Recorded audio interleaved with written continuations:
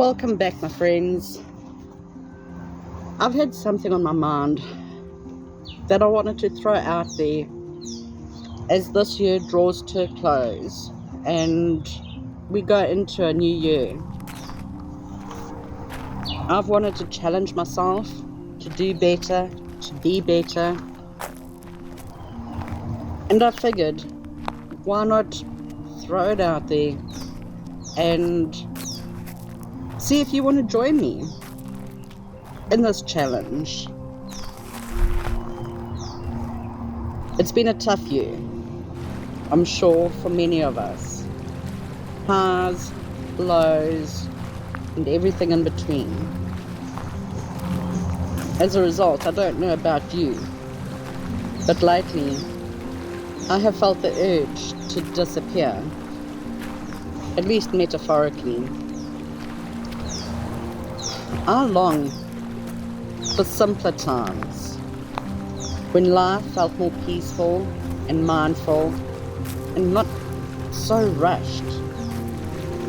It's not just a desire, it feels like a necessity to escape this relentless pace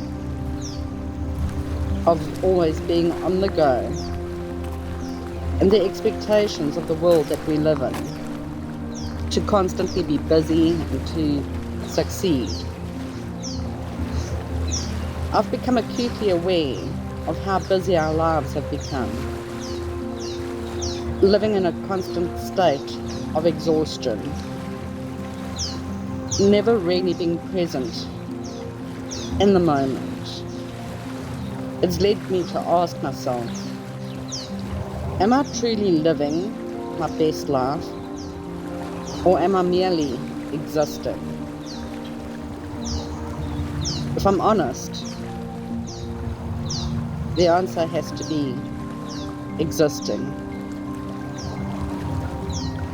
Modern conveniences of where things are so automated, while helpful in some ways, I think they often come with a hidden cost. They've pushed us into a mindset where we're expected to do and achieve more every day. We feel guilty for taking time to pursue our hobbies, self-care, or even those moments of joy. Family and self-care has been pushed to the bottom of the priority list. And I think it's just leaving us running on empty. How can we give of our best to anything when we are constantly depleted? Activities that used to bring us joy, family gatherings, hiking through a forest, or a day at the beach, or maybe just sitting reading a book, now feels like too much effort. Even the idea of a long, relaxing bubble bath seems like an indulgence we don't deserve. A couple of years ago, I realized I was on the fast track to burnout. Life had lost its spark. I felt like all I did was work. My days off weren't truly days off. They were just the opportunities to tackle household chores and errands before heading back to work. I knew something had to change, and fast, but I didn't know how or where to start. Overwhelmed, I sent out a small prayer for guidance. Not long after, a dear friend gifted me a return ticket to visit her and some family in the UK. It felt like an answer to a prayer, the opportunity to take some time out for me to get my priorities straight. Despite family and friends calling me crazy for choosing February, a cold, dreary month with limited tourist attractions, I knew that this was exactly what I needed. My goal wasn't necessarily sightseeing. Most of the big sightseeing tourist attractions I have been to.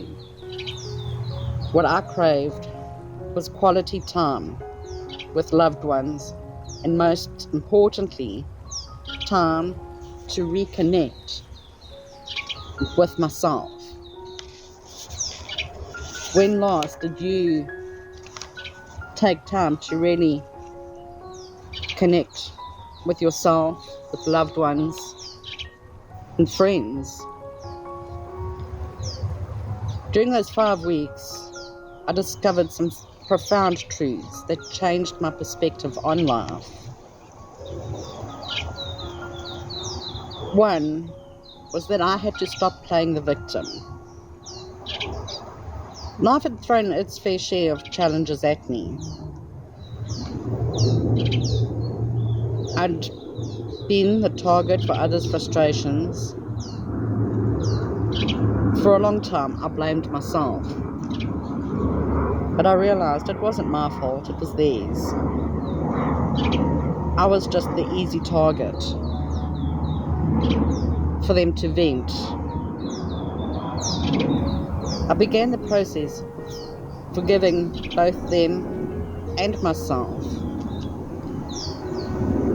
I also set boundaries and to control my mental, emotional, and psychological well-being. I realized I needed to learn how to communicate. I decided and I committed myself to listening more, not just to respond, but to truly understand what the other person was saying or trying to say. Effective communication also meant finding ways to express myself clearly so others could understand where I was coming from. It's an ongoing journey, but one I am dedicated to. How many of us listen to understand? Or are we listening so that we can respond? Another thing that I realized is that is the power of words. Words carry such immense power. Whether you direct them at others or yourself. You can point out someone's mistakes in a way that uplifts or in a way that wounds. Same applies to how we speak to ourselves. Talking negatively to ourselves, calling ourselves worthless or not good enough, it can be as damaging as hearing it from someone else. You wouldn't say that to somebody else, so why say it to yourself? I am learning to affirm myself instead. I am special. I am loved. I am enough.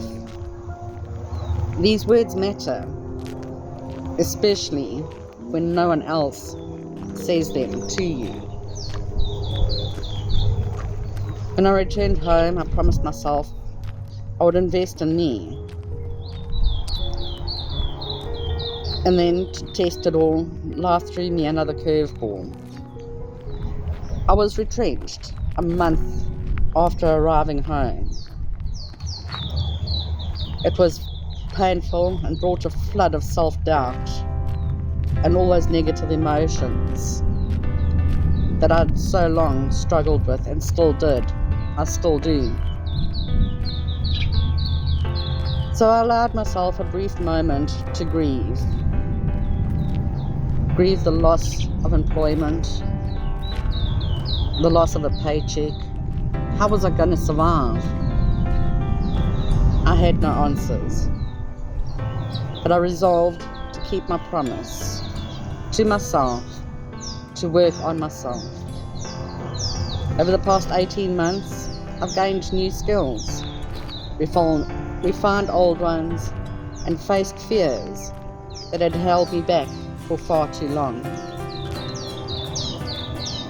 Doing voiceovers, videos, and just talking to the camera is one of the things that has held me back.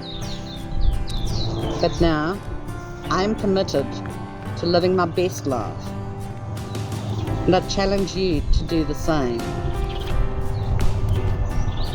Are you ready to rediscover yourself and truly live your best life? To do the things that make you happy, make you feel whole and complete? Or are you content with living someone else's version of it? The choice is yours. It's up to you. I challenge you to go out there and take life in all its glory and truly live it. I'll see you again soon, my friends. I wish you luck as this year draws to a close, and a new year, a new chapter, a new page opens up. Go out there and grab life and live it to the best that you can. Until we talk again, take care.